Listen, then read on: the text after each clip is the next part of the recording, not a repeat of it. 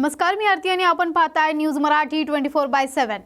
चला तर मग एक नजर टाकूयात आजच्या महत्त्वाच्या घडामोडींवर। उद्धव ठाकरे यांनी घेतली असीम सरोदे यांची पुण्यातील कार्यालयात भेट। उद्धव ठाकरे यांच्यासोबत रश्मी ठाकरे, विनायक राऊत आणि मिलिंद नार्वेकर देखील उपस्थित। असीम सरोदे आणि उद्धव ठाकरे यांच्यामध्ये झाली अर्धा तास चर्चा।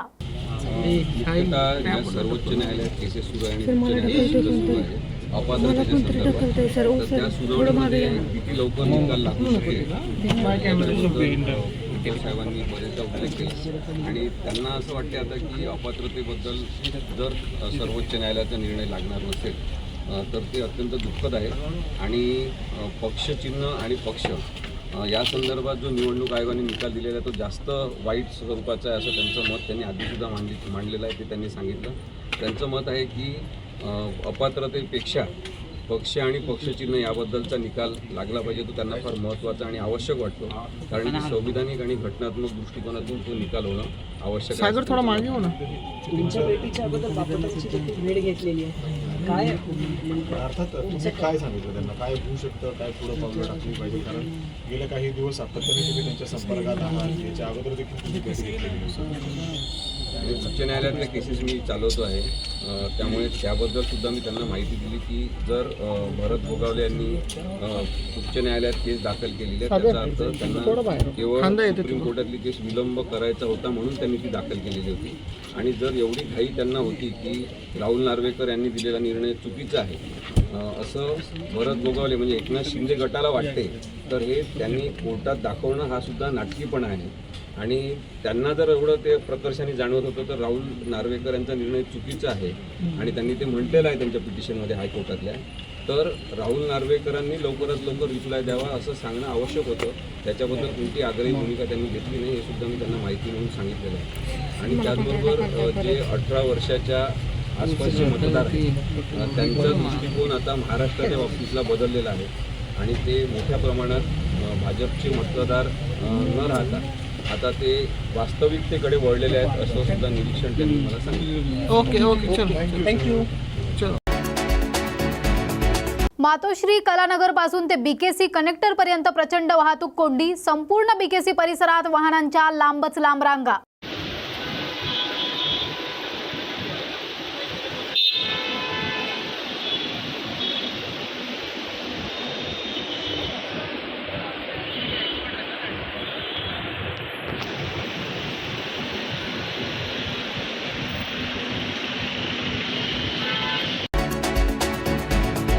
सचिन वाझे जसं जसं बोलत जातील तसं तसं महाविकास आघाडीचे वस्त्रहरण होईल असा घणाघात नितेश राणे यांनी केलाय। माध्यमांशी संवाद साधताना त्यांनी हे वक्तव्य केलंय, सविस्तर ऐकूयात। शिवसंकल्प नाव देण्यापेक्षा अली संकल्प नाव हे उद्धव ठाकरेंनी त्यांच्या मेळाव्याला दिलं पाहिजे।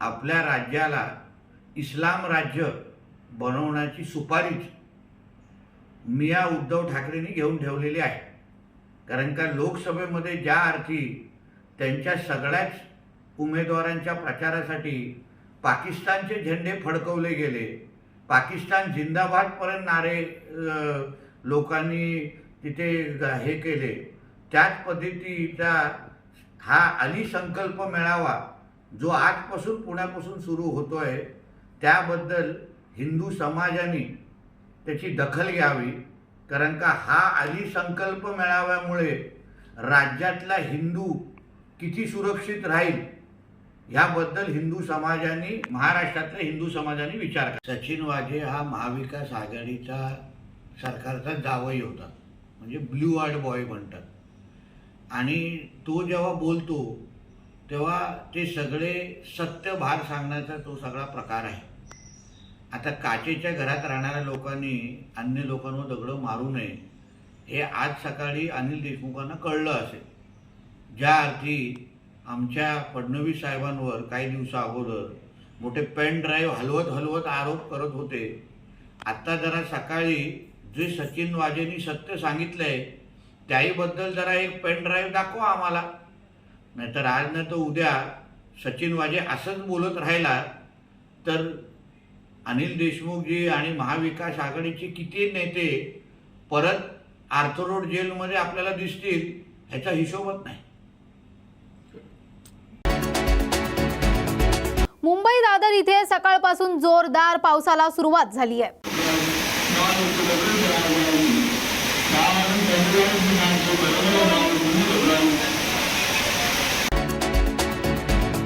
देवेंद्र फडणवीस जे आरोप करत होते ते किती सत्य आहेत ते स्वतः सचिन वाजेंनी सांगितलं असं म्हणत भाजप आमदार राम कदम यांनी महाविकास आघाडीवर निशाणा साधलाय. ऐकूयात. वसुलीबाज वाजेंची प्रतिक्रिया ऐकल्यावर राजेश खन्नाच्या चित्रपटातलं ते एक जुनं गाणं आठवतं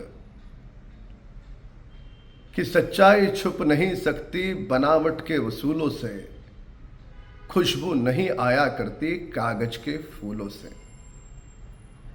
आदरणीय देवेंद्र फडणवीस साहेब जे आरोप करत होते ते किती सत्य आहेत हे स्वतः वसुलीबाज वाजे सांगतो. कोण आहे वाजे? श्रीमान शरद पवारांपासून उद्धव ठाकरेंपर्यंत हा सगळ्यांचा लाडका. म्हणजे लोकसभेमध्ये महाराष्ट्राच्या जनतेला ह्यांनी गृहीत धरत खोटं नॅरेटिव्ह, खोटा भ्रम पसरून मतं मागितली.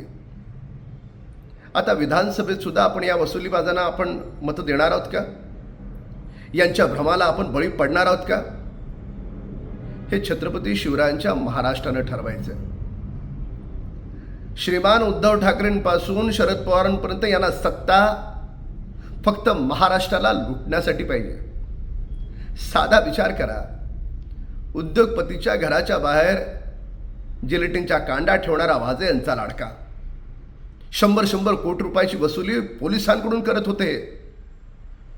अशा लोकांना काय धडा शिकवायचा हे महाराष्ट्राच्या जनतेला आता ठरवावं लागेल.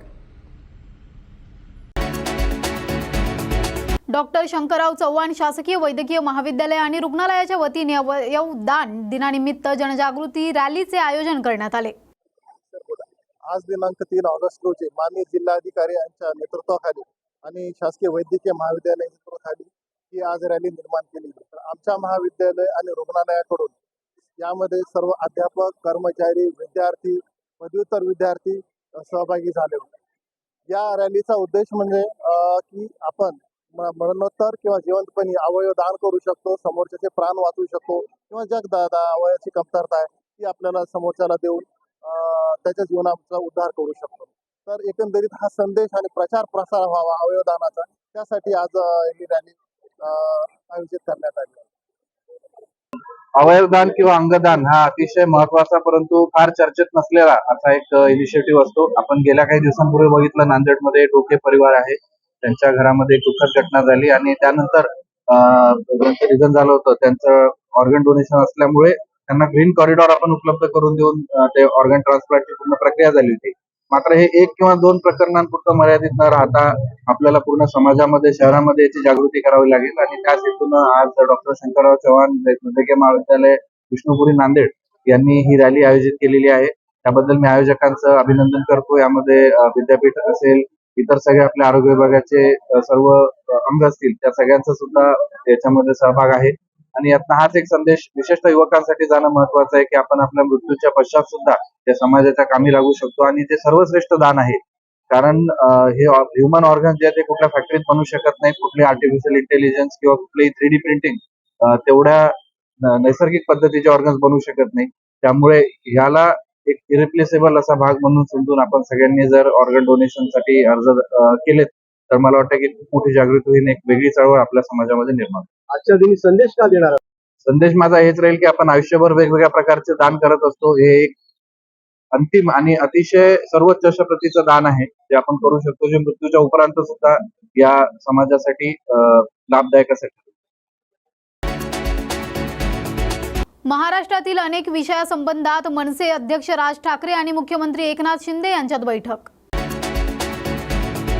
सचिन वाजे यांनी केलेले आरोप ही देवेंद्र फडणवीस यांची नवीन चाल म्हणत माजी गृहमंत्री अनिल देशमुख यांचं प्रत्युत्तर.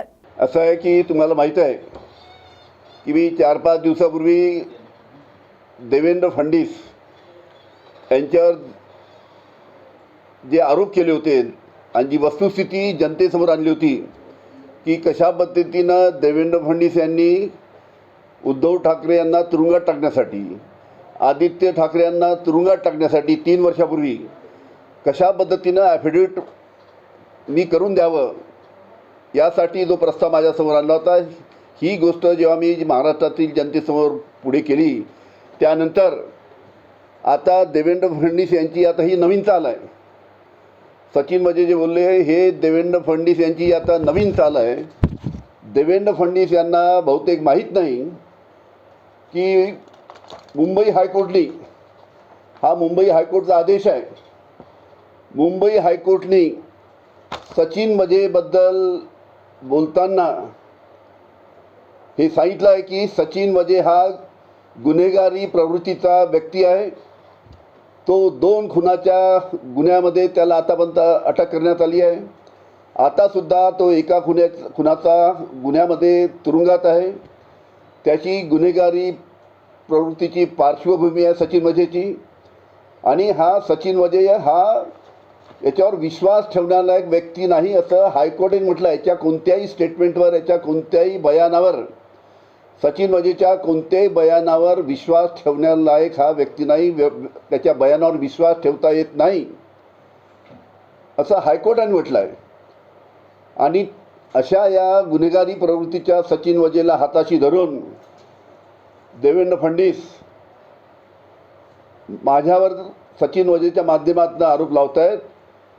त्याच्यामुळे जनतेला हे मी सांगू इच्छितो की मी जे आरोप लावले ते देवेंद्र फडणवीसवर, आणि म्हणून देवेंद्र फडणवीस यांनी सचिन मजेला पकडून माझ्यावर हे आरोप लावायला सांगितले आहे. पण हायकोर्टाचा आदेश मी परत सांगतो की हा गुन्हेगारी प्रवृत्तीचा सचिन मजे हा व्यक्ती आहे आणि याच्या कोणत्याही बयानावर, याच्या कोणत्याही स्टेटमेंटवर विश्वास ठेवता येणार नाही असं हायकोर्टाने म्हटलेलं आहे. तर या होत्या आजच्या महत्त्वाच्या घडामोडी. अशाच नवनवीन अपडेट्ससाठी पाहत रहा न्यूज मराठी 24/7.